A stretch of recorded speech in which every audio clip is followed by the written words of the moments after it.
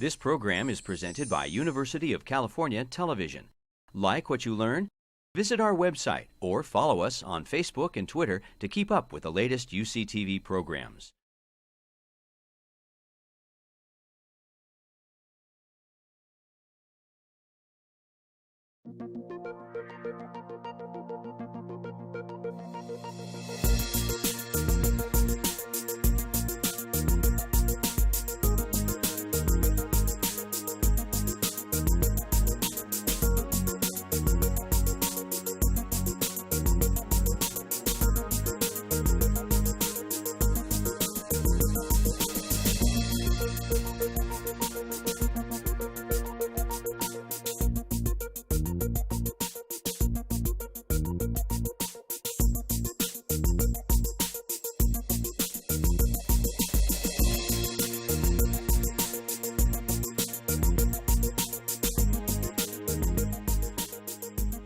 I'm going to tell you tonight a story.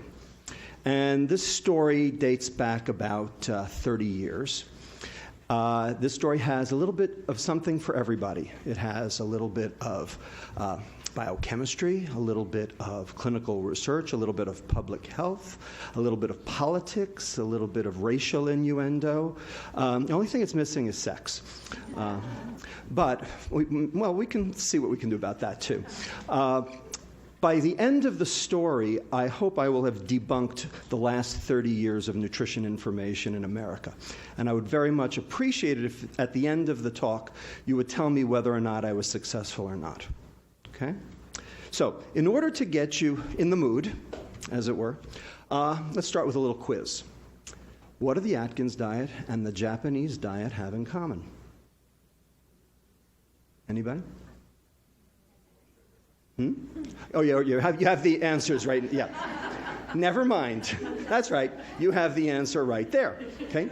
So the Atkins diet, of course, is all fat, no carb. The Japanese diet's all carb, no fat. They both work. Right? So what do they share in common? They both eliminate the sugar fructose. Okay? So with that, think about what it means to be on a diet and what macronutrients you're eating and which ones you're not. And then we'll go from there, and I'll try to explain how this all works. So, you've all heard about the obesity epidemic. Here are the numbers. These are the NHANES database body mass index. Everybody knows what that is now. Histograms, marching ever rightward as time has gone on. This was what was projected for 2008 in blue. We had so far exceeded and surpassed. This is not even funny. This was from 2003. The reason I show this is not just to show that the obese are getting obeser. Of course, that's true. But in fact, the entire curve has shifted. We all weigh 25 pounds more today than we did 25 years ago, all of us. Now, it is often said that obesity is the ultimate interaction between genetics and environment. And Dr. Christian Weiss, who's sitting in the back of the room, will be talking to you next week about the genetic component, which I am also very interested in. But having said that, our genetic pool did not change in the last 30 years. But boy, oh boy, has our environment sure changed. Okay? So tonight, we're going to talk about the environment rather than genes. Okay? Now, in order to talk about the environment, we need to talk about what is obesity. And of course, you're all familiar with the basic concept of the first law of thermodynamics, which states that the total energy inside a closed system remains constant. Now, in human terms, the standard interpretation of this law is the following. If you eat it, you better burn it, or you're going to store it. Now, who here believes that? Oh, come on, you all do. Okay? I used to believe that. I don't anymore. I think that's a mistake. I think that is the biggest mistake, and that is the phenomenon I'm going to try to debunk over the course of the next hour, because I think there's another way to state the law, okay, which is much more relevant and much more to the point. Before I get there, of course, if you believe that, these are the two problems, right? Calories in, calories out. Two behaviors, right? Gluttony and sloth. After all, you see anybody on the street, oh, he's a glutton and a sloth. That's all there is to it. You know, Tommy Thompson said it on the TV show. We just eat too damn much, right? Well, you know, if that were the case, How did the Japanese do this? Why are they doing bariatric surgery on children at Tokyo Children's Hospital today? Why are the Chinese? Why are the Koreans? Why are the Australians? I mean, you know, all these countries who've adopted our diet all suffer now from the same problem. And we're going to get even further in a minute. Okay? There's another way to state this first law, okay? And that is, if you're going to store it, that is biochemical forces that drive energy storage, and we'll talk about what they are in a few minutes, and you expect to burn it, that is normal energy expenditure for normal quality of life, because energy expenditure and quality of life are the same thing. Things that make your energy expenditure go up make you feel good, like ephedrine, it's off the market, coffee for 2 hours, then you need another hit like me. Things that make your energy expenditure go down, like starvation, hypothyroidism, make you feel lousy. Okay? And how many calories you burn and how good you feel are synonymous. So if you're going to store it, that is an obligate weight gain set up by a biochemical process, and you expect to burn it, that is normal energy expenditure for normal quality of life, then you're going to have to eat it. And now all of a sudden, these two behaviors, the gluttony and the sloth, are actually secondary to a biochemical process, which is primary. And that's a different way to think about the process. And it also alleviates the obese person from being the perpetrator, but rather the victim, which is how obese people really feel. Because no one chooses to be obese. Certainly no child chooses to be obese. Oh, you say, oh yeah, sure, I know some adults who don't care. You know, Rossini, the famous composer, you know, La Gazza Ladra, Marriage of Figaro and all that, he retired at age 37 to a lifetime of gastronomic debauchery, okay? Maybe he chose to be obese, okay? But the kids I take care of in obesity clinic do not choose to be obese. In fact, this is the exception that proves the rule. We have an epidemic of obese 6-month-olds. Now, if you want to say that it's all about diet and exercise, then you have to explain this to me. So any hypothesis that you want to proffer that explains the obesity epidemic, you've got to explain this one too. Okay? And this is not just in America, these 6-month-old obese kids, but these are around the world now. All right? So open your minds and let's go and figure out what the real story is. Okay? Now, let's talk about calorie intake, because that's what today is about. We're going to talk about the energy intake side of the equation. Okay? Sure enough, we are all eating more now than we did 20 years ago. Teen boys are eating 275 calories more. American adult males are eating 187 calories more per day. American adult females are eating 335 calories more per day. No question. We're all eating more. Question is, why?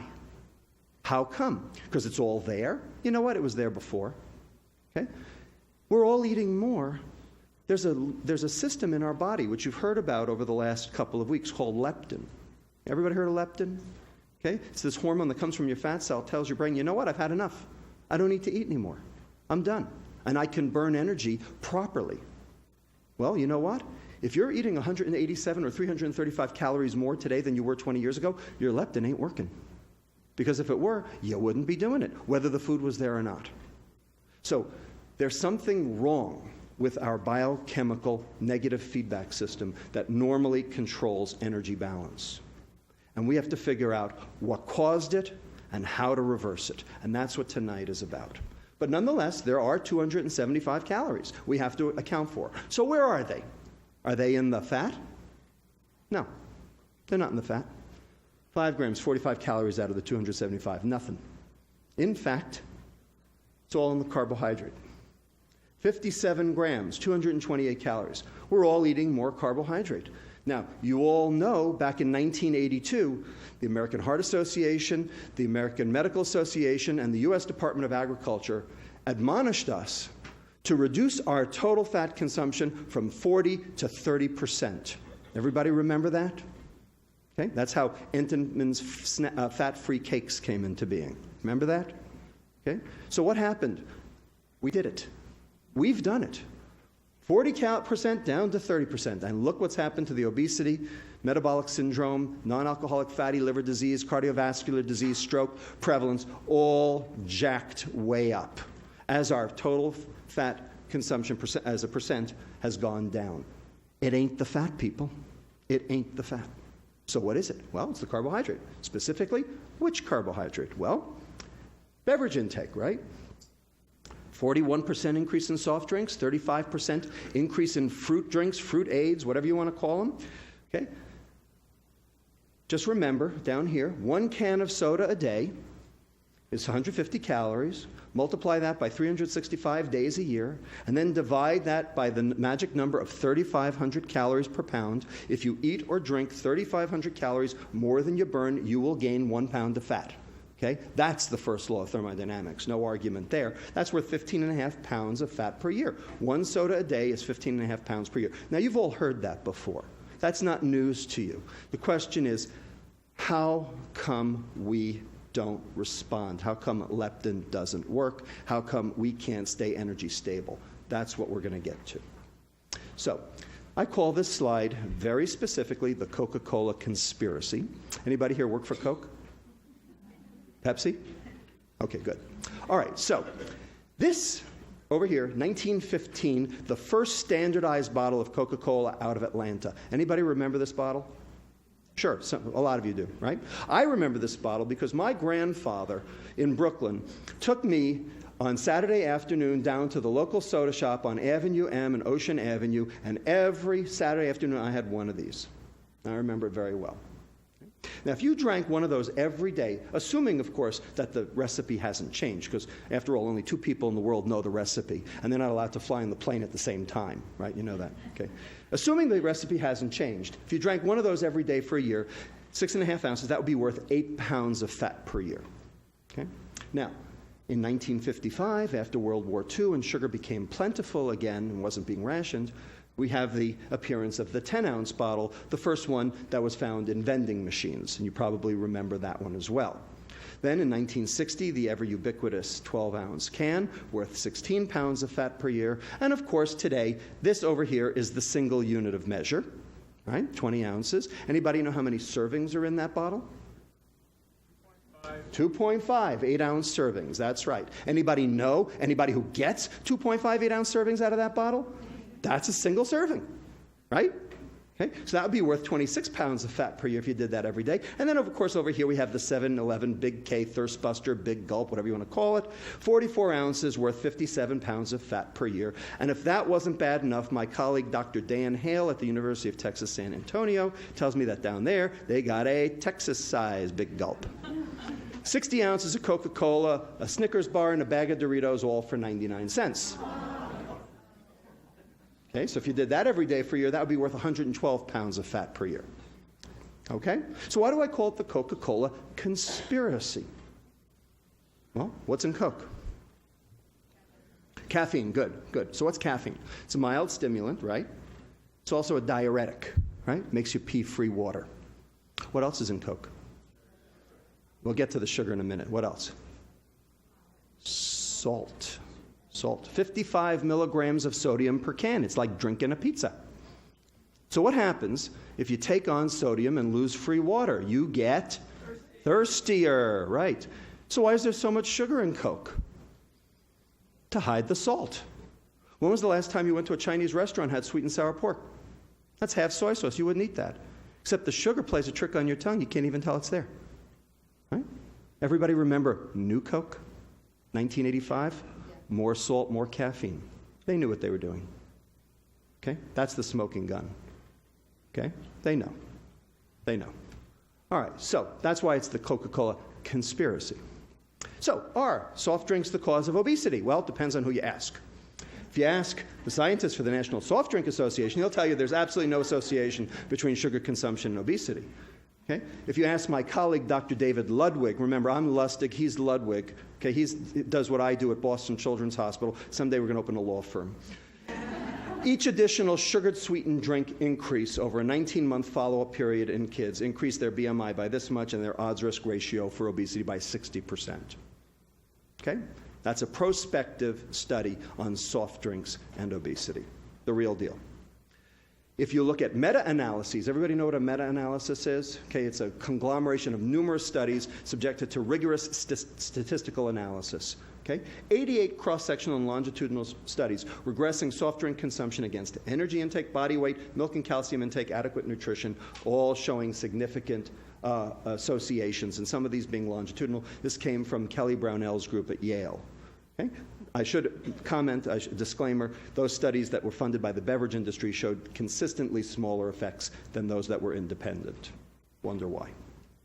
Now, how about the converse? What if you take the soft drinks away? So this was the fizzy drink study from Christchurch, England, James et al., British Medical Journal, where they went into schools and they took the soda machines out, okay? Just like we did here in California, okay? We haven't seen the data yet, but they went and did it for a year.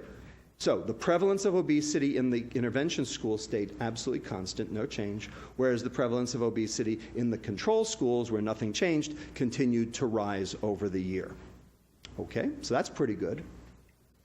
So how about type 2 diabetes? Are soft drinks the cause of type 2 diabetes?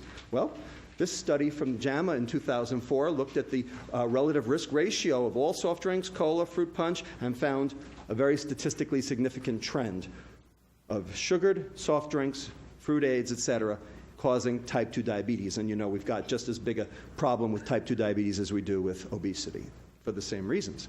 And this was a sugared sweetened beverage against risk for type 2 diabetes in African American women.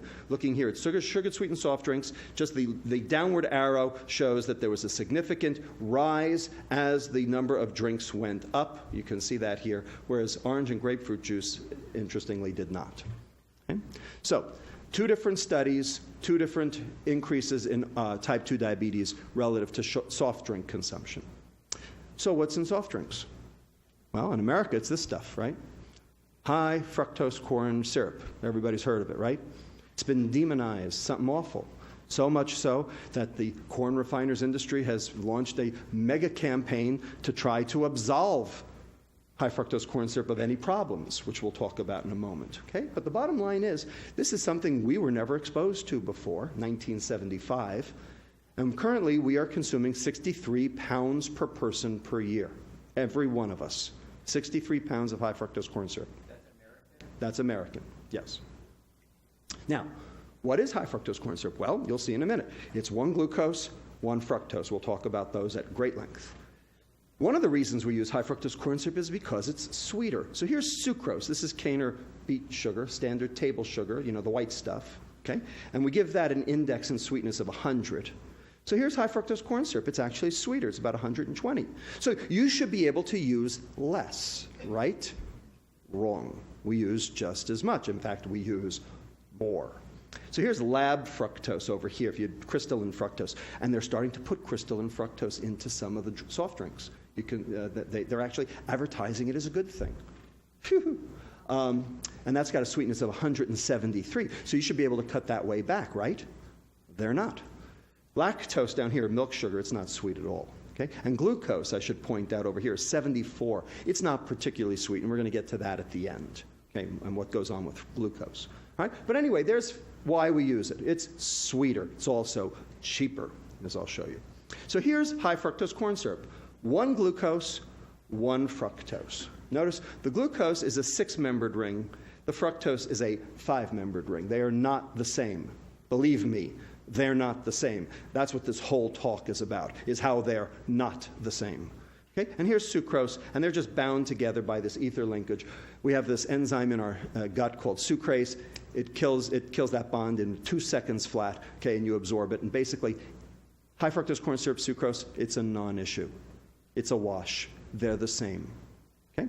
And they know that that they're the same, the soft drink companies and the corn refiners, because here are their missives. Okay? This comes from the Corn Refiners Association. Obesity research shows high fructose corn syrup metabolizes and impacts satiety similar to sugar. Indeed it does.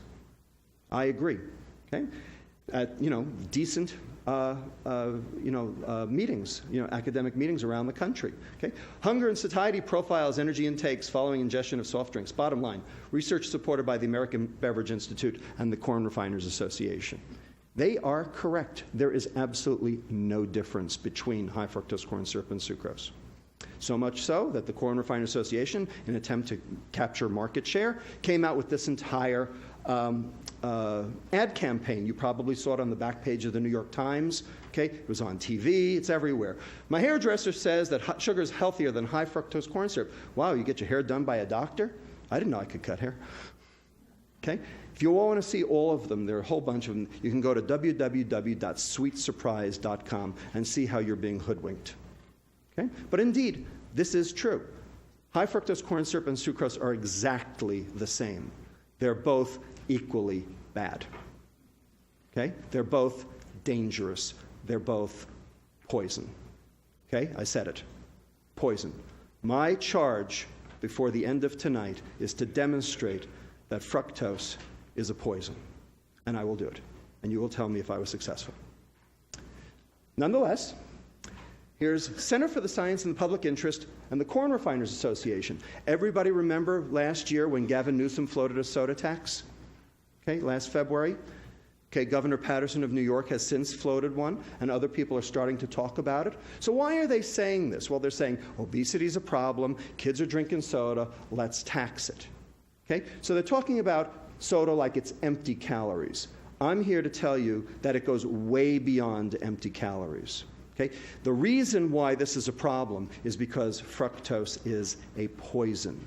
Okay? It's not about the calories. Has nothing to do with the calories. It's a poison by itself. And I'm going to show you that.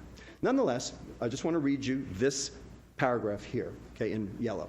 We respectfully urge that the proposal be revised as soon as possible to reflect the scientific evidence that demonstrates no material differences in the health effects of high fructose corn syrup and sugar. I agree. Here's the important sentence. The real issue is that excessive consumption of any sugars may lead to health problems. I agree. That's exactly right. Not may. Does. Does. So here's the secular trend in fructose consumption over the past 100 years. Before we had food processing, we used to get our fructose from fruits and vegetables. And if we did that, today we would consume about 15 grams per day of fructose. Not sugar, fructose. So sugar would be 30 grams, it'd be double. Okay, we're just talking about fructose today. Okay? Prior to World War II, okay, before it got rationed again, okay, we were up to about 16 to 24, about 20 grams. So a small increase from the beginning of the century to World War II. Then, in 1977, just as high fructose corn syrup was hitting the market, we had increased that. We had basically doubled up to 37 grams per day, or 8% of total caloric intake. By 1994, we were up to 55 grams of the stuff per day. Remember, if you want to do sugar, then double the number. So that's 10.2. So you can see that more and more of our caloric intake, higher percentage, is being accounted for by sugar every single year. So it's not just that we're eating more. We're eating more sugar. Okay? And for adolescents today, we're up to almost 75 grams, 12% of total caloric intake. 25% of the adolescents today consume at least 15% of their calories from fructose alone. This is a disaster, an absolute unmitigated disaster. The fat's going down, the sugar is going up, and we're all getting sick. Now let me show you why. Okay. How'd this happen? Why did it happen? So this is where the politics comes in. This is the perfect storm. And it was created from 3 political winds that swirled around all at the same time to create this perfect storm. So, the first political wind, everything bad that ever happened in this country started with one man. Okay? And it's still being felt today. Okay? So Richard Nixon, in his paranoia back in 1972, okay, food prices were going up and down and up and down. I'm going to show you that on the next slide.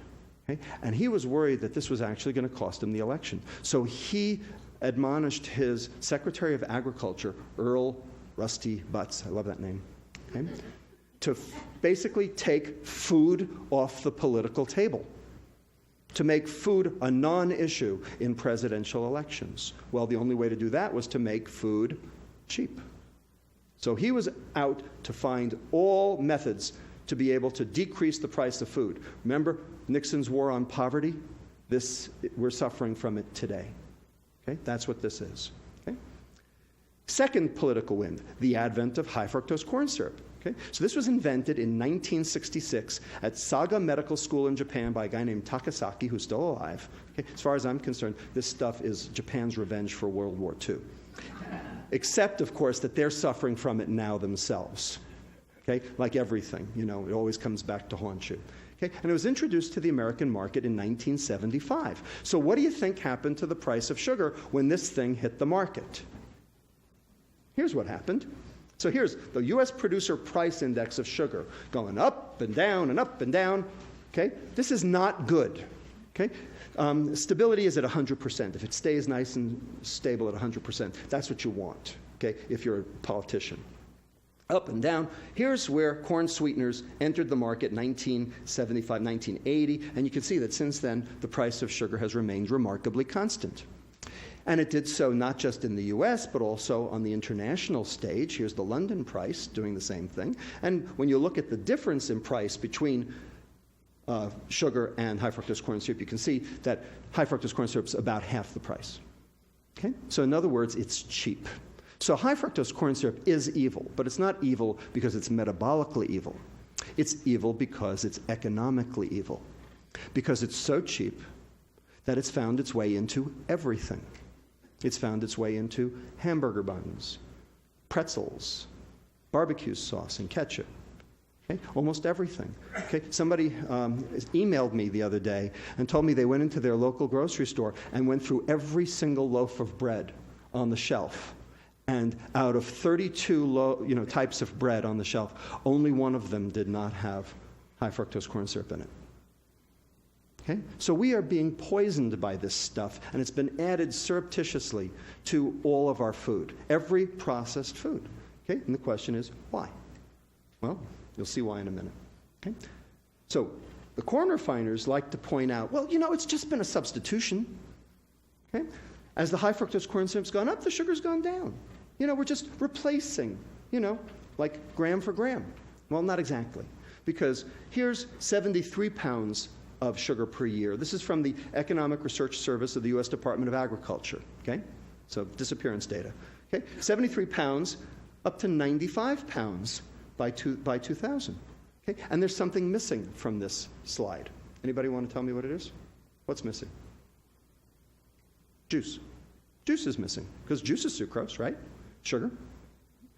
And juice causes obesity. Okay? So this is a study done by Miles Faith, a prospective study in inner-city Harlem toddlers. Okay? And the number of juice servings per day predicts the change in BMI score per month in these inner-city Harlem toddlers. Now, where do these inner-city Harlem toddlers get their juice? From what? From where? From whom? From WIC. Anybody heard of WIC? You know what WIC is? Women, Infants, Children, right? A government entitlement program set up under who? Nixon, okay? To prevent failure to thrive. They did. This is the equal and opposite reaction. So let's add juice in. Here it is. And so most fructose items, when you put it together, now we're up to 113 pounds on this graph. And I just heard from Brian Williams of NBC News after the most recent study came out that was in the Journal of Clinical Investigation that we are actually up to 141 pounds of sugar per year, each of us. That's what we're up to, 141 pounds of sugar per year. Okay? Now, do you think that this might have some detrimental effects on you? Hasn't stopped you, has it? That's the point. It hasn't stopped you. That's why we need to talk about this.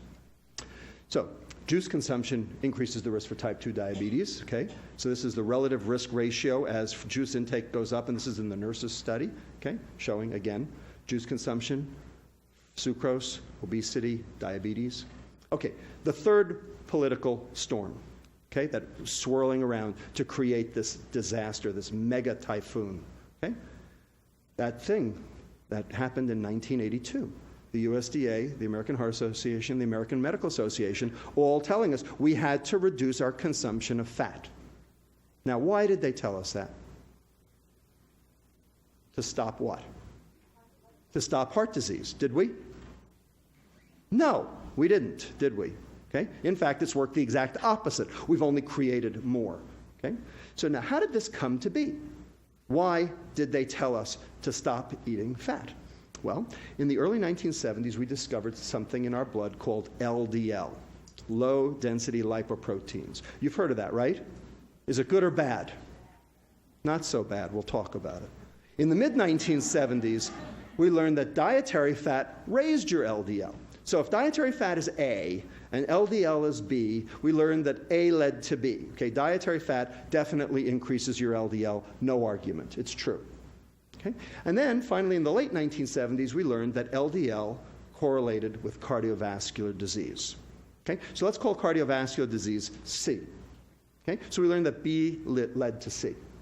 So the thought process, by some very smart nutritionists, et cetera, the USDA, et cetera, said, well, if A leads to B and B leads to C, then A must lead to C, therefore, no A, no C.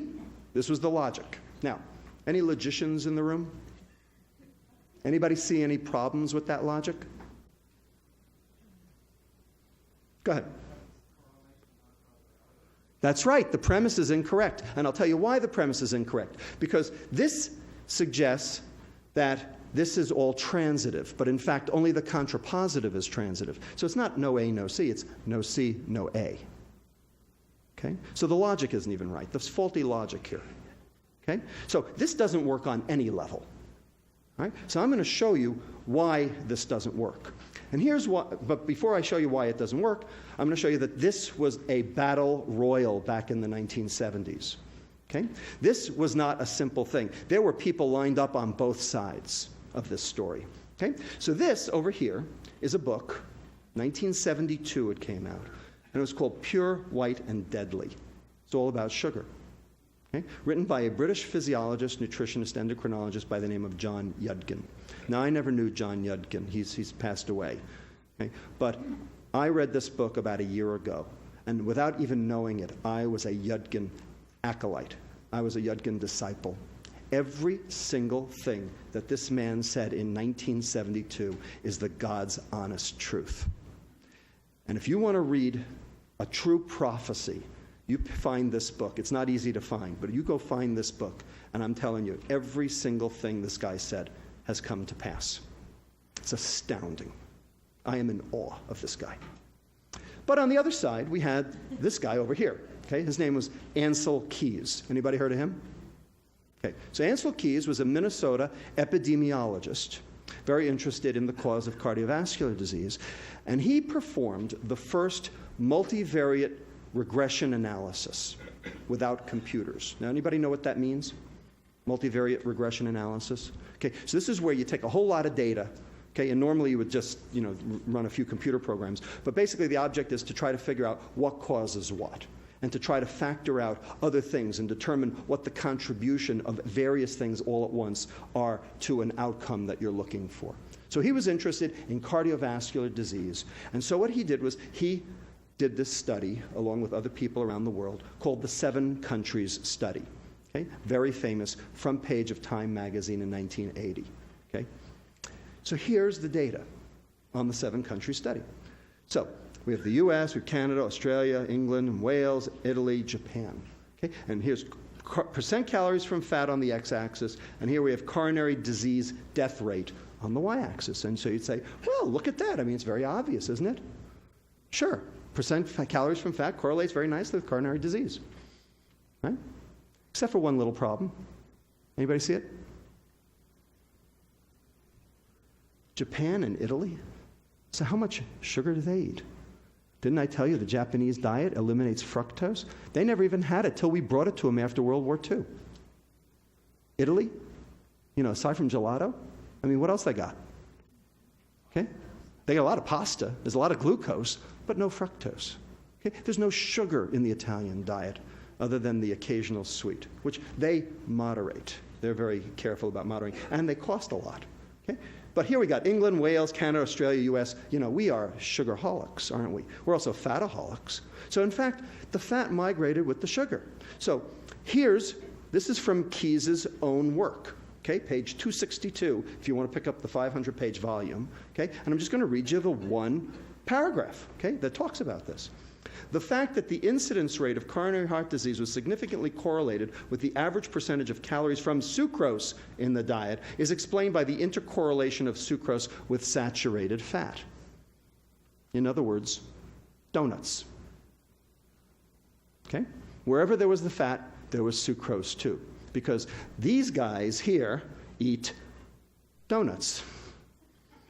Partial correlation analysis show that with saturated fat constant, there was no significant correlation between dietary sucrose and the incidence of coronary heart disease. Okay. When you do a multivariate linear regression analysis, you have to do it both ways. You have to do holding fat constant showing that sucrose doesn't work, and then you have to hold sucrose constant and show that fat still works. You see that anywhere? He didn't do it. He didn't do it. He didn't do the thing that you need to do a multivariate linear regression analysis. Now, this was done before computers. We can't check the work. He's dead. He died in 2004. So, we're left with a conundrum. Do we believe this? Do we believe this study? Because we based 30 years of nutrition, education and information and policy in this country on this study. And as far as I'm concerned, it has a hole as big as the one in the USS Cole. All right? You got it? Everybody, am I debunking? Yes? No? All right. Let's keep going. Remember I told you LDL, maybe not so bad? Well, here's why. Because there really isn't one LDL. There are two. There are two LDLs. Here's one over here. It's called pattern A, or a large buoyant LDL. So everybody knows that LDL correlates with cardiovascular disease, and that's true, and I'm not going to argue that. That is true. But it's not this one, pattern A LDL. These guys are so light. They are buoyant. They float. So they get carried through the bloodstream, and they don't even have a chance because they're so big and they're so buoyant, they don't even get underneath the edge of the endothelial cells in the vasculature to start the plaque formation process. But over here we have this other guy over here called pattern B, or small dense LDL. You see the difference? These guys are dense. These guys don't float. These guys are small. They get underneath the edge of the surface of the endothelial cells, and they start the plaque formation. And it's been shown by numerous investigators now that small dense LDL is the bad guy. Okay, now when we measure LDL in the bloodstream, when you do a lipid profile, you measure both of them together because it's too hard to distinguish the two. So when you get an LDL, you're getting both LDLs, the neutral one and the bad one. Now, how can you tell whether your LDL is the neutral one or the bad one? What you do is you look at your triglyceride level in association with it, because your triglycerides tell you which one it is. So here's pattern A over here, okay? Big, large, buoyant LDLs, okay? And you'll notice that the triglycerides are low and your HDL is high. That's what you want. You want a low triglyceride, high HDL, because that's the good cholesterol. You want high good cholesterol. Over here you have pattern B, and here you have high triglyceride, low HDL. That's the bad guy. That's the guy you don't want to be, because you're going to die of a heart attack. No question about it. Triglyceride to HDL ratio actually predicts cardiovascular disease way better than LDL ever did. Okay? Point is, when you measure LDL, you measure both. So, dietary fat raises your large buoyant. What do you think raises your small dense? Carbohydrate. Okay, so here's percent carbohydrate, and here's your pattern B going up. Everybody got it? So what did we do? What did we do in 1982? What did we do? We went on a high-carb diet, which was supposed to be a low-fat diet, right? Right. So here's the low-fat craze, okay? Took America and the world by storm because the content of low-fat, home-cooked food that you cook by yourself in your house, you can control the content of fat. Okay? But when you process it, low-fat processed food, it tastes like cardboard. It tastes like crap. Okay? So the food companies knew that. So what did they do? They had to make it palatable. So how do you make it something palatable that has no fat in it? You add the sugar, right? So everybody remember SnackWells? Okay, so 2 grams of fat down, 13 grams of carbohydrate up, 4 of them being sugars so that it was palatable. Okay? Well, we've just shown you that that's the worst thing you could do. And that's what we've done. And we're still doing it today. So when you find a mistake, what do? Okay? You admit the mistake and you right the ship. We haven't admitted the mistake and we haven't righted the ship. So we've had our food supply adulterated, contaminated, poisoned, tainted, okay, on purpose. And we've allowed it, and we've let it through the addition of fructose for palatability, especially because of the decreased fat, and also as a ostensibly browning agent, which actually has its own issues, because why it browns so well with the sugar in it actually is what's going on in your arteries, because that's causing what we call protein glycation and cross-linking, which is actually contributing to atherosclerosis. So it works on your steak on the grill, it works in your arteries the same way. Okay? And removal of fiber also. Now, why did we remove fiber from our diet? We as human beings walking the earth 50,000 years ago used to consume 100 to 300 grams of fiber per day. We now consume 12.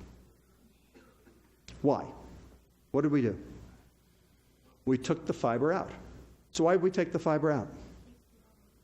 Well, it takes too long to cook, takes too long to eat, and shelf life. Okay? So people ask me, what's the definition of fast food? Fiberless food. Okay? I dare you, other than a salad, I dare you to go to any fast food restaurant and find anything on their menu that they actually have to cook that has more than 1 gram of fiber in it, because there isn't any. And that's on purpose, because they take the fiber out, because that way they can freeze it, ship it around the world, and cook it up fast. And not only is it fast cooking, but it's fast eaten, which also causes its own satiety issues. Bottom line, we have a typhoon on our hands. Okay? And then finally, the last issue was the substitution of trans fats, which are clearly a disaster. But those have been going down because we know that those are a problem. So we've actually gotten rid of most trans fats. Not completely, but most. Okay? So this is it. This is what we've done over the last 30 years. Okay, now to the biochemistry. Okay? Now, how many of you here have taken biochemistry? About 25%. I am going to show you a lot of reactions in excruciating detail. If you've studied biochemistry, you will have an anaphylactic reaction. If you haven't studied biochemistry, you will fall asleep. So what I'm going to suggest that you all do is just let me do my thing to show you that at least it works, and just count the arrows. Okay? You can do that, right? Can you count the arrows? It's not like counting sheep. Okay? You can count the arrows, and just stick with me, okay? Just let me do my thing, and let me show you why fructose is not glucose. Okay? Because what the liver does to fructose is really unique. And you've got to understand it to understand everything I've just told you. Okay? So number one, fructose is 7 times more likely than glucose to do that browning reaction, the advanced glycosylation end products. The thing that happens on your grill happens in your arteries for the same reason. Okay? You can actually see the color too, color change too. Fructose does not suppress the hunger hormone. There's a hormone that comes from your stomach called ghrelin you've heard about already. Okay? So if you preload a kid with a can of soda, and then you let them loose at the fast food restaurant, do they eat more or do they eat less? They eat more. They just took on 150 calories, yet they eat more. Reason? Because fructose doesn't suppress the hunger hormone ghrelin. So they eat more. Acute fructose ingestion does not stimulate insulin because there's no receptor for fructose, no transporter for fructose on the beta cell that makes insulin. So the insulin doesn't go up. Well, if the insulin doesn't go up, then leptin doesn't go up. And if leptin doesn't go up, your brain doesn't see that you ate something. Therefore, you eat more. And finally, I'm going to show you liver hepatic fructose metabolism is completely different between fructose and glucose. Completely different. And I'm going to show you, before the day is out, the evening's out, that chronic fructose exposure alone, nothing else, causes this thing we call the metabolic syndrome. Everybody knows what the metabolic syndrome is? Okay, so this is the conglomerate of the following different phenomena: obesity, type 2 diabetes, lipid problems, hypertension, and cardiovascular disease. Okay, those all cluster together, okay, called metabolic syndrome. I'm going to show you how fructose does every one of those. I want to show you the difference between glucose and fructose in a way that will be glaringly apparent. So let's consume 120 calories in glucose. 2 slices of white bread. Okay? What happens to that 120 calories? Now, you eat the 120 calories, 96 or 80% of the total will be used by all the organs in the body. Okay? 80% off the table. Why? Because every cell in the body can use glucose. Every bacteria can use glucose. Every living thing on the face of the earth can use glucose, because glucose is the energy of life. Okay? That's what we were supposed to eat. Okay? 24 of those calories, or 20%, will hit the liver. Okay? So let's watch what happens to those 24 calories. Here they go. So the glucose comes in through this transporter called GLUT2. Out here, the glucose is going to stimulate the pancreas to make insulin. The insulin is going to bind to its receptor, and it's going to take this substrate over here called IRS1, insulin receptor substrate 1. That's not important right now, don't worry, okay? And it's going to tyrosine phosphorylate it, okay? And it's going to be tyrosine IRS1, which is now active. That's active. And it's going to stimulate the second messenger here called AKT. Okay? Now, what AKT does is it stimulates this guy down here, SREBP1, sterol receptor binding protein number 1. Don't worry about it, okay? But this is the thing that ultimately gets fat mechanics going, okay? So you'll see in a minute. So one of the things that SREBP1 does is it activates this enzyme here called glucokinase, which takes glucose to glucose 6-phosphate. Now, glucose 6-phosphate can't get out of the liver. The only way to get glucose 6-phosphate out of the liver is with hormones, glucagon or epinephrine. That's the way you can get it out. So now the glucose is fixed in the cell, but it's only 24 calories worth. So it's not a big, bolus of it. Okay? Now, the glucose 6-phosphate, almost all of it is going to end up going over here to something called glycogen. Now, glycogen is the storage form of glucose in the liver, okay? Because glycogen is easy to fish the glucose out with glucagon and epinephrine. So my question to you, and granted this is a physiology question, is how much glycogen can your liver store before it gets sick? The answer is any amount. It's unlimited. Okay? We have carb loaders who run marathons, right? Okay? Does it hurt them at all? We have kids with a disease where they can't get the glucose out of the glycogen called glycogen storage disease type 1A, or von Gierke's disease. They got livers down to their knees, they're so big. They're hypoglycemic like all get out because they can't lift the glucose out of their liver. Okay? But they don't go into liver failure, because glycogen is a non-toxic storage form of glucose in the liver. So the whole goal of glucose is to replete your glycogen. So this is good. This is not bad. This is good. Now, a little of that glucose is going to fall down here. It's going to get metabolized down to this stuff here called pyruvate. And the pyruvate is going to enter your mitochondria over here. Remember, your mitochondria are the parts of your cell that actually burn the energy. They're your little factories. Okay? They make the stuff that lets you live. Okay? Called ATP, adenosine triphosphate. That's the energy of life right there. Okay? So the pyruvate comes in, gets converted to something called acetyl-CoA, gets metabolized by this thing called the Krebs cycle, TCA cycle, and you throw off ATP and carbon dioxide, which you breathe off. So far, so good? Have I snowed anybody yet? You're with me? I snowed one guy back there. Okay, I'm doing my best. I swear to God, I'm doing my best. Anyway, so this stuff over here, this acetyl-CoA, gets burned off in the TCA cycle. Now, maybe you won't burn all of it off, and so some of it may exit as citrate, okay? And the citrate then leaves the mitochondria through a process known as the citrate shuttle, and then that citrate can then be broken down by these 3 enzymes, which are all subservient to this SREBP1. This is ATP citrate lyase, acetyl-CoA carboxylase, fatty acid synthase. They're not important. The only thing to know is these 3 enzymes together turn sugar into fat, okay? This is called de novo, meaning new, lipogenesis, fat making. Okay? This is de novo lipogenesis. So you take the citrate, which came from the glucose, okay, and you end up with something called acyl-CoA, which then gets packaged with this protein here, and you end up with something called VLDL, very low density lipoprotein. Now, anybody heard of that before? Is it good or bad? It's bad. That's bad. Okay? VLDL is bad because that's one of the things that causes heart disease. It's also a substrate for obesity. Okay? So you don't want to make much of this. Okay? But the point is, you started with 24 calories, maybe a half a calorie will end up as VLDL. So that little Japanese guy with the little hat, working out in the field, eating rice for the next, 90 years, can he die of a heart attack at age 90? Sure. Okay? But that's not so bad.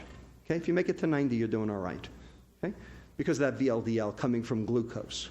Okay? Glucose made a little bitty VLDL. Okay? And that serves as a substrate for adipose deposition into your fat cell here, triglyceride. In addition, because the insulin went up in response to the glucose, your brain sees that signal, and it knows that that is supposed to shut off further eating. Okay? In other words, hey, I'm busy metabolizing my breakfast. I don't need lunch. Okay? And so you have a nice negative feedback loop between glucose consumption, the liver, the pancreas, and the brain to keep you in normal negative yin-yang energy balance. This is good. This is not dangerous. This is what's supposed to happen. All right, so now let's talk about a different carbohydrate. Let's talk about my favorite carbohydrate, maybe yours too. Okay? Ethanol. Ethanol is a carbohydrate, isn't it? Here's the structure. Carbon, hydrogen, oxygen. It's a carbohydrate. But we all know that ethanol is a toxin, right? A poison, right?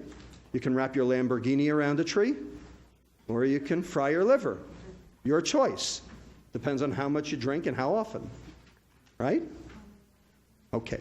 So we know that ethanol is not good for you. Except, of course, a little bit is good for you, right? So we can talk about that too later if you want.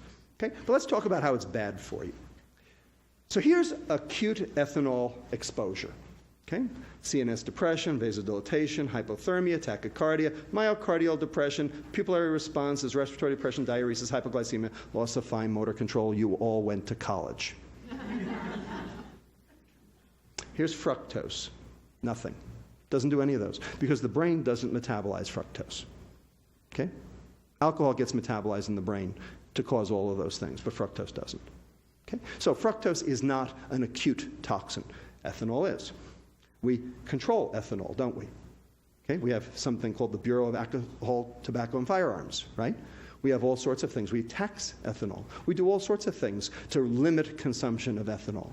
Okay? The Nordic countries, okay, all the liquor stores are state-run in an attempt to try to set the price of ethanol high enough so as to discourage consumption for public health reasons. We have 1,500 years of alcohol control policy in this world to draw on in terms of how to limit consumption. Got it? Okay? Because ethanol is a toxin and we know it. So let's consume 120 calories in ethanol. Shot of Maker's Mark. Anybody taste it? Yeah, good. Okay. So, 24 calories right off the top. Okay, the stomach and the intestine have something called the first pass effect. So 10% off the top, and kidney, muscle, and brain will consume the other 10%. So there goes 20% or 24 calories right off the top. 96 calories of the 120 are going to hit the liver. Now, how many was it for glucose? It was 24. Okay, so 4 times the substrate is going to hit the liver. And there's the rub. Okay, this is a volume issue. Okay, we're going to show you how. So the ethanol comes in, passive diffusion, there's no receptor for it, no transporter. First thing that happens is ethanol gets converted to this guy over here called acetaldehyde. Okay, anybody know anything about aldehydes? Like formaldehyde? Right? Are aldehydes good for you or bad for you? They're bad, right? Because what do? They can cause cancer. They cross-link proteins is what they do, okay? So if you cross-link enough proteins in your liver, what do you think happens to it? You get something called Cirrhosis, right, exactly, all right? So this guy over here is bad, okay? And it generates something called reactive oxygen species. And reactive oxygen species damage proteins in the liver. And the more alcohol you drink, the more of this stuff you get. So far, so good? Okay, so this is one of the reasons why alcohol is bad. Now, the acetaldehyde will come down here to something called acetate. Okay, the acetate will enter the mitochondria, just like the pyruvate did before. Will get converted to acetyl-CoA and participate in the TCA cycle, just like before. Okay, to generate energy, so that alcoholics don't die from lack of energy. They got energy; it's everything else they don't have. Okay, they're going to have a whole lot of citrate, right? Because they have 96 calories that have to get metabolized. How many calories made it to the mitochondria with glucose? About a half, right? Because most of it went to glycogen. Okay? So we've got a big citrate, so it's in big font to show you that we've talked about big citrate now. Okay? And so the big citrate is going to get metabolized all the way to VLDL by this SRBP1. And so you're going to get a lot of VLDL. And this is the dyslipidemia of alcoholism right here. Okay? Everybody see that? So the liver is going to try to export this VLDL out so that it doesn't get sick, because when fat builds up in the liver, that's not good for it. Okay? Some of it's going to exit as free fatty acids, and those free fatty acids will take up residence in the muscle, and you get something called muscle insulin resistance. So insulin resistance, that's a bad thing. That makes your muscles and your liver not work so well, okay? And can cause all sorts of other problems like diabetes. Some of the acyl-CoA won't even make it out and will precipitate as a lipid droplet. So there's your alcoholic steatohepatitis. This acyl-CoA and this ethanol and these reactive oxygen species can start this enzyme activated. Okay, it's called C-Jun N-terminal kinase 1, or JUNK1, and it really is JUNK1 because it is the bridge between metabolism and inflammation. So when you generate JUNK1, you do bad things to your liver, which I will show you when we talk about fructose. So let's talk about fructose. Okay? Fructose is sweet. We like it a lot.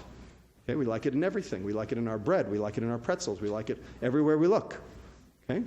So let's consume 120 calories in sucrose, a glass of orange juice. Everybody got it? So 2 slices of white bread, a shot of Maker's Mark, a glass of orange juice. All the same 120 calories, but 3 different substrates. Let's see what happens to the fructose. So, number 1, the glucose, remember, because sucrose is half glucose, half fructose. So 60 of the calories of the 120 are glucose. 12 are going to make it into the liver, 48 out here for the rest of the body. Okay, the same 20-80 split we had before with glucose. So far, so good. But all 60 calories of fructose are going to be metabolized by the liver. Why? Because only the liver can metabolize fructose. So what do we call it, where when you take in a compound that's foreign to your body, and only the liver can metabolize it, and in the process generates various problems, what do we call that? We call that a poison. So let me show you how it's a poison. So let's watch the fructose. So the fructose comes in through this transporter now. Before it was GLUT2, now it's GLUT5. Okay? No insulin, remember, because fructose does not stimulate insulin. The fructose then gets metabolized by this guy over here called fructokinase to form something called fructose 1-phosphate. In the process, ATP has to give up 1-phosphate to ADP because the phosphate has to come from somewhere. So it comes from here.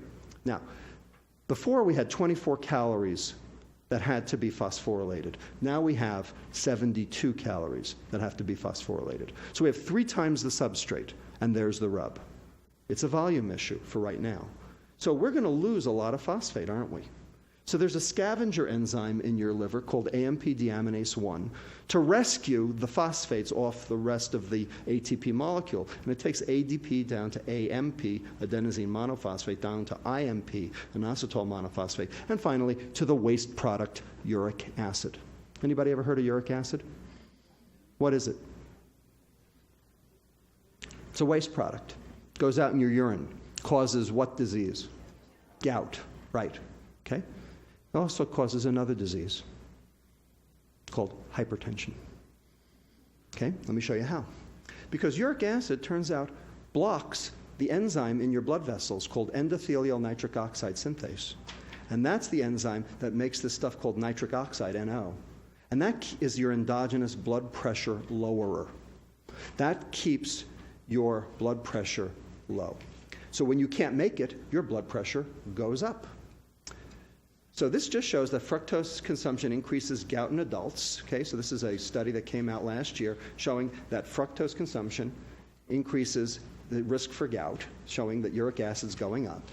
And this is a study done by our pediatric renal fellow, Stephanie Wynn, just published in Journal of Pediatrics. Okay, it's not submitted anymore, it's long in press.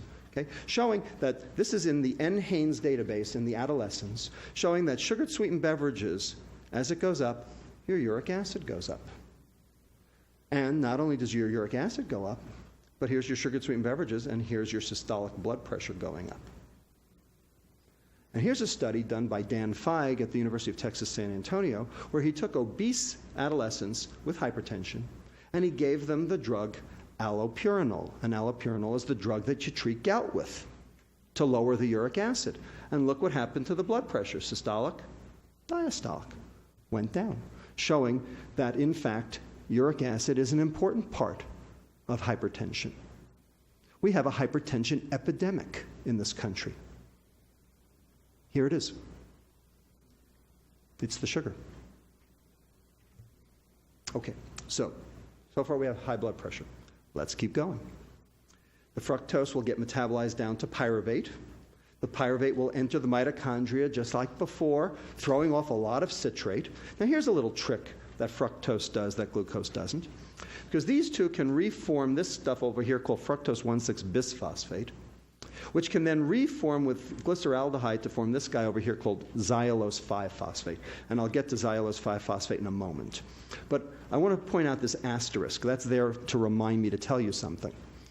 That's there to remind me to tell you that this is why the sports drink companies put high fructose corn syrup in the sports drinks. Because if you are glycogen depleted, in other words, if you just ran a marathon and you have no glycogen left in your liver because you burned it all, and you take in a sports drink with high fructose corn syrup, you can replete your glycogen faster than with glucose alone. That's true. So for elite athletes, a high fructose corn syrup containing sports drink actually makes sense.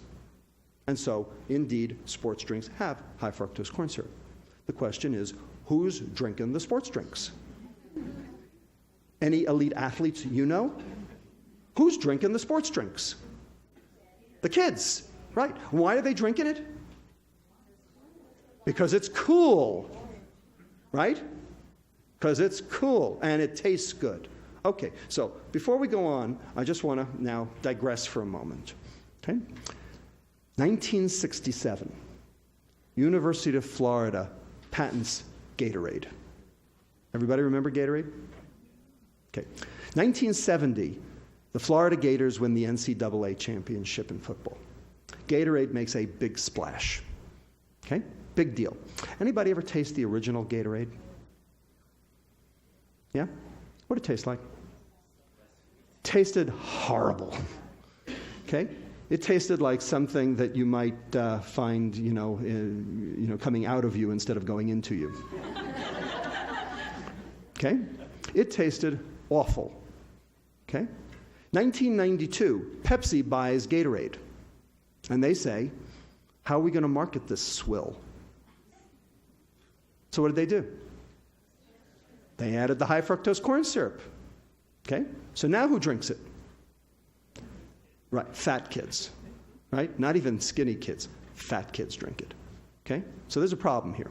Okay, and we're going to show you how that works. Okay, so xylulose 5-phosphate, just to show you. So here's, if you take a rat and you glycogen deplete them by making them run on an exercise wheel, okay, and then you refeed them with starch or with sucrose, the xylulose 5-phosphate goes way up with the sucrose. Okay, so you get more xylulose 5-phosphate through this pathway here, going over here. So why do we care about xylulose 5-phosphate? Well, here's why. Because it stimulates this guy over here called PP2A, which then activates this transcription factor here, carbohydrate response element binding protein, which then activates what 3 enzymes? New fat making, right? The Novo Lipogenesis. So here's the citrate, right? We got lots of that. And here we've got acyl-CoA, which is the way into fat, okay, which then gets packaged, with to the VLDL, and now you've got the dyslipidemia of obesity, of fructose consumption, which has been known for many years. So here's normal medical students, if you can call them normal, okay? Taking in a glucose load, notice almost none of it ends up as fat. Taking in a fructose load, same number of calories, 30% of it ends up as fat. So when you consume fructose, you're not consuming a carbohydrate, you're consuming fat. So everybody talks about a high-fat diet. Well, a high-sugar diet is a high-fat diet. That's the point. That's exactly the point. Okay? This is a study where they gave acute administration of fructose, and you can see the triglycerides going up compared to the control. Okay, serum triglyceride right there. Here's normal medical students again, 6 days of high fructose feeding. Triglycerides doubled. De novo lipogenesis went up 5 times higher. And here's free fatty acids, which then cause insulin resistance, doubled. Okay, 6 days. So here's the dyslipidemia of fructose consumption. We're not done. Some of the fat won't make it out of the liver, just like with ethanol, and now you've got a lipid droplet, so now you've got this non-alcoholic steatohepatitis. So this is work that we did in our clinic, okay, looking at sugar-sweetened beverage consumption against the liver enzyme marker ALT, alanine aminotransferase, which tells you about fatty liver. And sure enough, here's sugar-sweetened beverages against ALT, and you can see a nice linear relationship in Caucasians. African Americans, it's a different relationship, and that's a whole nother story all by itself. Okay? So there's the lipid droplet of a non-alcoholic steatohepatitis. Some of it will come out as free fatty acids and populate the muscle. We'll also tell the insulin to go up higher. Remember that JUNK1? So here's what JUNK1 does. So the acyl-CoA and the fructose can all activate JUNK1. And what JUNK1 does is, remember when we used glucose, this IRS became tyrosine IRS1, and that was good. Remember that? Well, JUNK1, what it does is it serine phosphorylates IRS1. And serine IRS1 is inactive. So now the insulin can't even do its job in the liver. So now you have liver insulin resistance as well. That's going to make the pancreas work that much harder, generating higher insulin levels, which raise your blood pressure even further, cause further fat making, cause more energy to go into your fat cell. There's your obesity. Okay? And finally, our research has shown that the higher the insulin goes, the less well your brain can see its leptin. And so there you've got continued consumption because your brain thinks it's starving. And it's been shown in many different ways that fructose consumption changes the way your brain recognizes energy, all in a negative fashion, so that you basically think you're starving. Your brain gets the signal that you're starving, even though your fat cells are generating a signal that says, hey, I'm full like all get out. Okay? So this just shows you how it goes. So the high insulin generates the obesity because this is that, remember that the first law of thermodynamics, the biochemical force generating the energy storage as the primary phenomenon. Remember, if you're going to store it and you expect to burn it, then you're going to have to eat it. So here's the store it. Normally, that would make leptin, and the leptin should feed back and turn everything off. But it doesn't because the insulin gets in the way, and the high-fat diet gets in the way. Also, the hyperinsulinemia stops the leptin from acting on that nucleus accumbens, and so you get an increased reward signal. So that continues your appetite, continues more fructose, more carbohydrate, generating more insulin resistance, and you can see you generate a vicious cycle of consumption and disease, and no stopping. So here we are. Hypertension, inflammation, hepatic insulin resistance, hyperinsulinemia, dyslipidemia, muscle insulin resistance, obesity, and continued consumption. Looks like metabolic syndrome to me. So here are the phenomena associated with chronic ethanol exposure. Hematologic disorders, electrolyte abnormalities, hypertension, cardiac dilatation, cardiomyopathy, dyslipidemia, pancreatitis, malnutrition, obesity, hepatic dysfunction, that's alcoholic steatohepatitis, fetal alcohol syndrome, and addiction. Here's fructose, 8 out of 12. Why? Because they do the same thing. Because they're metabolized the same way. Because they are the same. They come from the same place, right? How do you make ethanol? Naturally. Right. You ferment sugar. Hasn't changed. Because it has all the same properties. Because it's basically taken care of by the liver in exactly the same way. And for the same reason.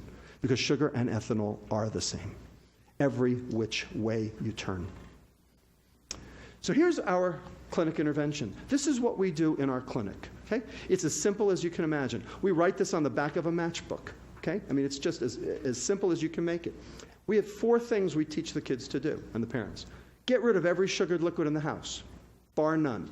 Only water and milk. Okay? There is no such thing as a good sugared beverage, period. Eat your carbohydrate with fiber. Why? Because fiber is good. Fiber is supposed to be an essential nutrient. And we can talk later, if you want, after the cameras turn off, as to why fiber is not an essential nutrient. Because the government doesn't want it to be. Okay? Because then they couldn't sell food abroad. Wait 20 minutes for second portions, okay, to get that satiety signal. And finally, buy your screen time minute for minute with physical activity. That's the hardest one to do. Okay? So if you play for half an hour, you can watch TV for half an hour. You want to watch TV for an hour, play for an hour. That one's a hard one. But anyway, we follow our patients every 3 months. So here's my question. Does it work? What do you think? Yeah, it works. Okay? So this is BMI Z-score, time from initial visit. It works. But we were interested in what made it work and what made it didn't work. So we did a multivariate linear regression analysis, right? The thing that made it not work, sugared beverage consumption. The more sugared beverages the patients drank at baseline, the less well the lifestyle intervention worked, for all the reasons I just showed you. Okay? So, why is exercise important in obesity? Because it burns calories? Come on. 20 minutes of jogging is 1 chocolate chip cookie. You can't do it. Are you joking me? So why is exercise important? I'll tell you why. Here's why. Number 1, it improves that skeletal muscle insulin sensitivity because your insulin actually works better at your muscle, okay, which then brings your insulin levels down, which is good for you. Number 2, it's your endogenous stress reducer. It's the single thing that actually stress reduces. And if you stress reduce, what do you think your appetite does? Goes down. Because stress and obesity go hand in hand, right? For all sorts of reasons which are beyond the scope of this lecture today, but we can talk about in the question period if you want. And then finally, remember that de novo lipogenesis? Remember those 3 nasty enzymes? Okay? What if you burned the stuff off before you made the fat? That's what exercise does, because it makes that TCA cycle run faster, so you don't get the citrate leaving the mitochondria, so it doesn't get turned into fat, so it doesn't precipitate and cause all the problems you just saw. That's what they mean by a higher metabolism, yes. Okay? But it has nothing to do with burning of calories. That is the stupidest reason that I've ever heard of for exercise. You got to be joking me. Okay? You can't do it. I mean, 1 Big Mac, and you got to, mountain bike for 10 hours. Are you joking? Okay, so why is fiber important in obesity? So this is my motto in clinic. When God made the poison, he packaged it with the antidote. Okay? Because fructose is a poison. I think I've hopefully shown you that. Okay? But wherever there's fructose in nature, there's way more fiber. Do you ever see a piece of sugar cane? It's a stick. Right? You can't even chew the damn thing, right? You got to suck the stuff out like that, right?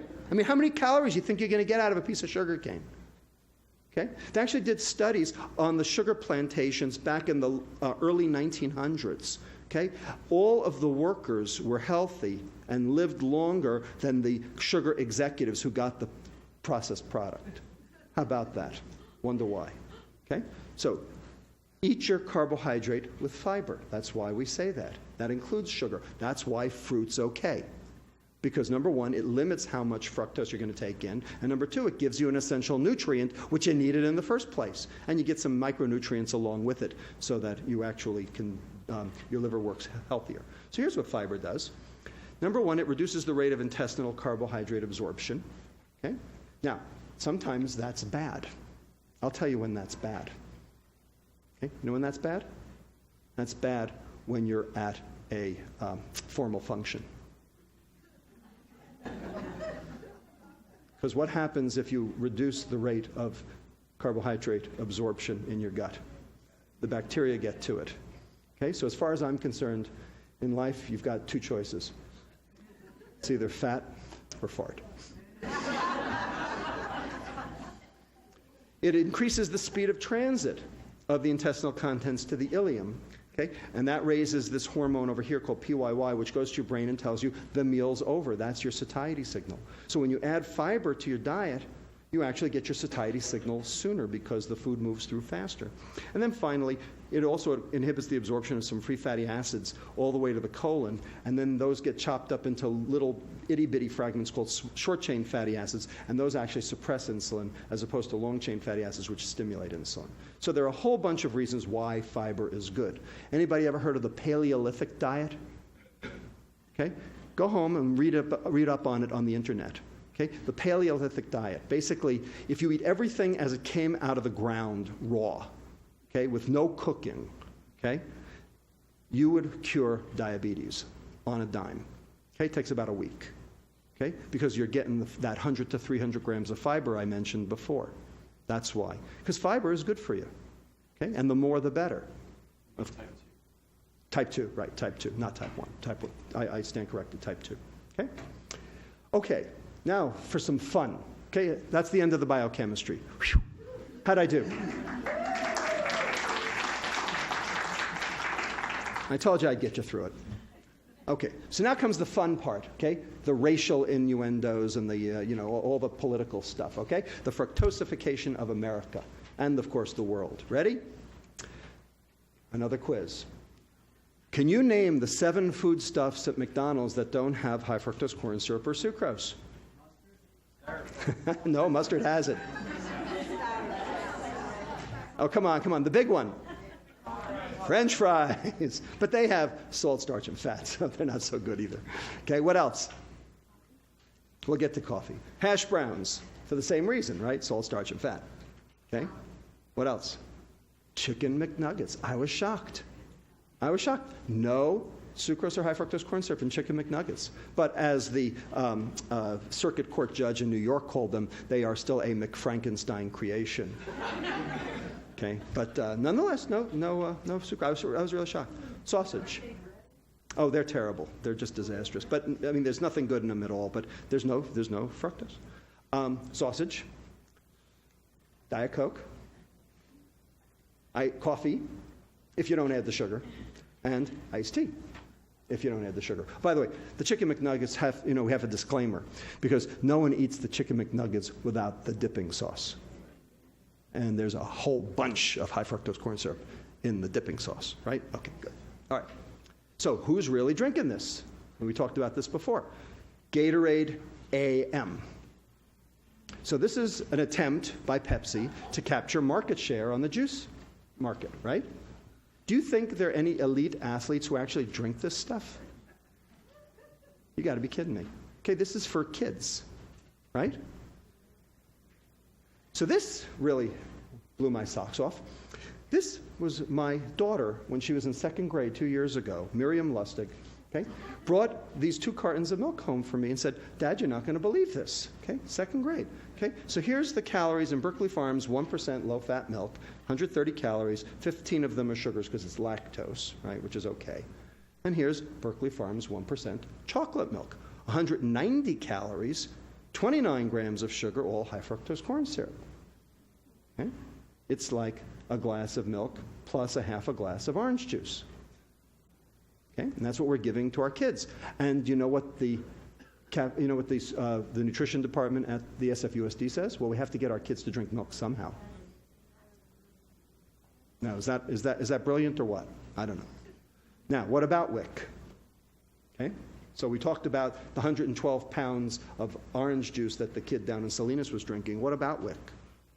So remember what we started with? We have an epidemic of obese 6-month-olds. Remember? So could this be the reason? So here's a can of formula.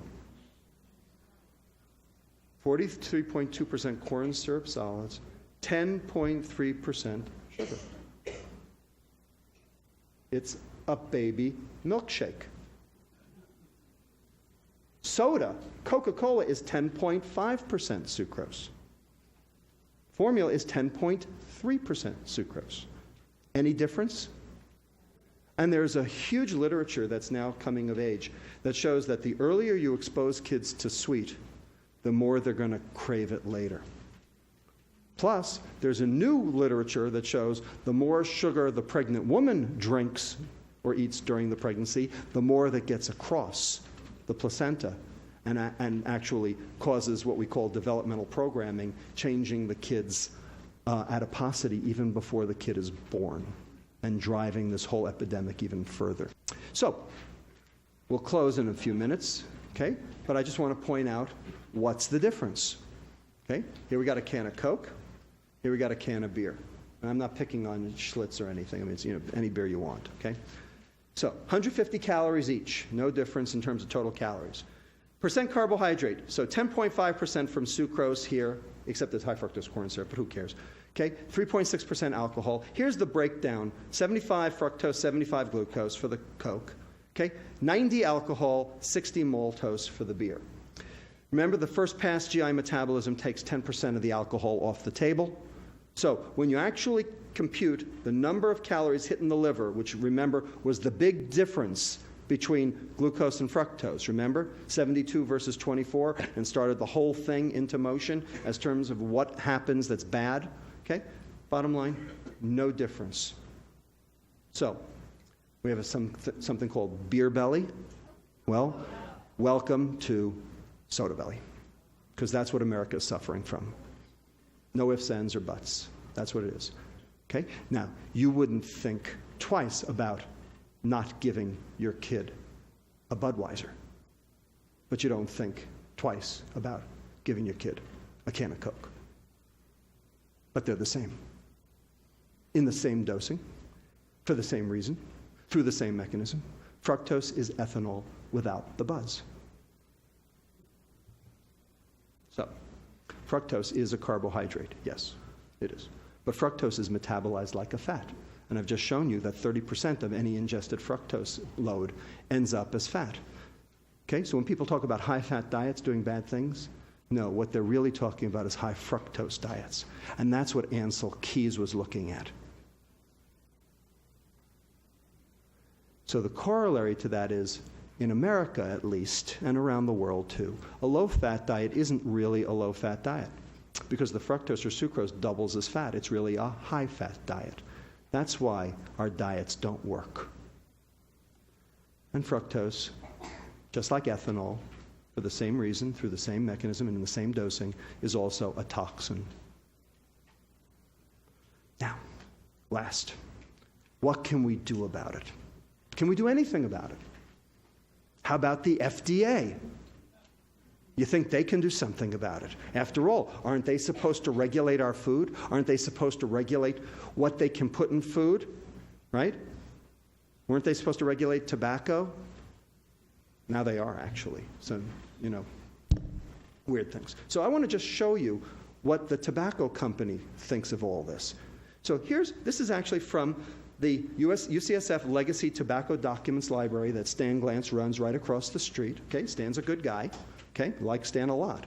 Okay, and he showed me this. He said, under the regulations governing food additives, so this came from an Altria or Philip Morris executive, it is required that additives be safe, defined as a reasonable certainty by competent scientists that no harm will result from the intended use of the additive. Now, does fructose meet that standard? Well, the FDA says that fructose, high fructose corn syrup, has what's known as GRAS, G-R-A-S status, generally regarded as safe. Now, where'd that come from? Nowhere. It came from nowhere. Okay? It came from the notion that, well, fructose is natural. It's in fruit. Must be okay. Right? Yeah, well, tobacco's natural too. but it's not. Ethanol's natural, but it's not. Okay, a whole bunch of, Jamaican ackee fruit's natural, but it's not either. It kills you. Okay? Keeping on going. A food shall be deemed to be adulterated if it bears or contains any poisonous or deleterious substance which may render it injurious to health. Fructose fits that description, right?